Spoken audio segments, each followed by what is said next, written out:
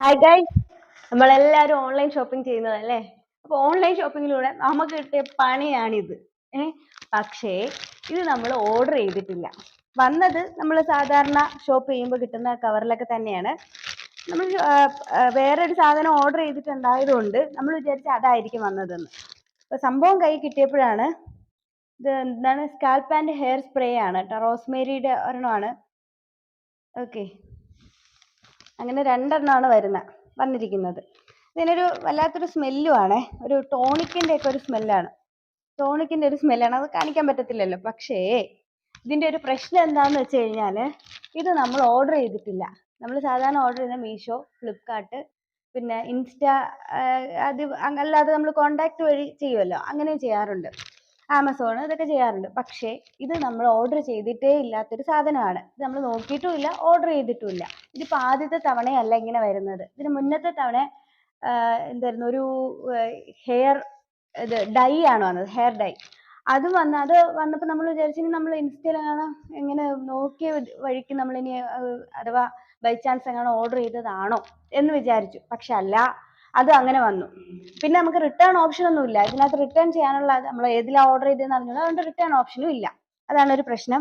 പിന്നെ ഇതിൽ എഴുതിയിരിക്കുന്നത് സോൾഡ് ബൈ സ്വീറ്റ് കാർട്ട് എന്നാണ് എഴുതിയേക്കുന്നത് കേട്ടോ. സോൾഡ് ബൈ സ്വീറ്റ് കാർട്ട് എന്നാണ് എഴുതിയേക്കുന്നത്. കാണുന്നുണ്ടോ? അങ്ങനെയാണ് എഴുതിയേക്കുന്നത്. അപ്പോൾ ഈ സ്വീറ്റ് കാർട്ടൊക്കെ നമ്മൾ ഗൂഗിളിൽ സെർച്ച് ചെയ്ത് നോക്കിയിട്ട് സ്വീറ്റ് കാർട്ട് എന്ന് പറയുന്ന ഒരു സംഭവം നമ്മൾ കണ്ടില്ല. അതുപോലെ നമ്മൾ ഇൻസ്റ്റയിൽ വേറൊരു സാധനം ഓർഡർ ചെയ്തിരുന്നു. അത് പക്ഷേ സൈസും ക്വാളിറ്റി എല്ലാം വ്യത്യാസമാണ്. പക്ഷെ ഇതാണ് നമ്മൾ തീരെ ഓർഡർ ചെയ്യാതെ വന്ന സാധനം.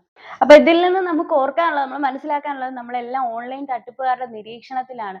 നമ്മൾ ഓർഡർ ചെയ്തത് 400 സംതിങ്ങിന്റെ ഒരു സാധനമാണ്. ഇതും 400 സംതിങ്ങിനാണ് വന്നിരിക്കുന്നത്. അപ്പോൾ നമ്മൾ ഓർഡർ ചെയ്ത അതേ എമൗണ്ടിലുള്ള ഒരു സാധനമാണ് നമ്മൾ വന്നിരിക്കുന്നത്. അപ്പോൾ നമ്മൾ എന്ത് വിചാരിക്കും, ആ ഓർഡർ ചെയ്ത സാധനമാണ് വന്നതെന്ന് പറഞ്ഞ് നമ്മൾ പേയ്മെന്റ് ചെയ്തിട്ട് വാങ്ങിക്കും. അങ്ങനെ നമ്മൾ ഡെലിവറി ചെയ്ത ആളെ വിളിച്ചിരുന്നു, ഇത് ഓപ്പൺ ആക്കി നോക്കിയിട്ട് വിളിച്ചിരുന്നു. അപ്പോൾ പുള്ളി പറഞ്ഞത് ഇത് നമുക്ക് മാത്രമല്ല പലർക്കും ഇങ്ങനെ ഓർഡർ ചെയ്യാത്ത സാധനങ്ങൾ വന്നിട്ട് പ്രശ്നങ്ങൾ ഉണ്ടായിട്ടുണ്ട് എന്നാണ് പറഞ്ഞത്. പക്ഷേ ഇത് റിട്ടേൺ ചെയ്യാനുള്ള ഒരു ഓപ്ഷനേ ഇല്ല. അപ്പം നിങ്ങൾ എടുക്കുമ്പോൾ നോക്കാനുള്ളത് ഇതിൽ സ്വീറ്റ് കാർട്ട് എന്നാണ് എഴുതിയിരിക്കുന്നത്.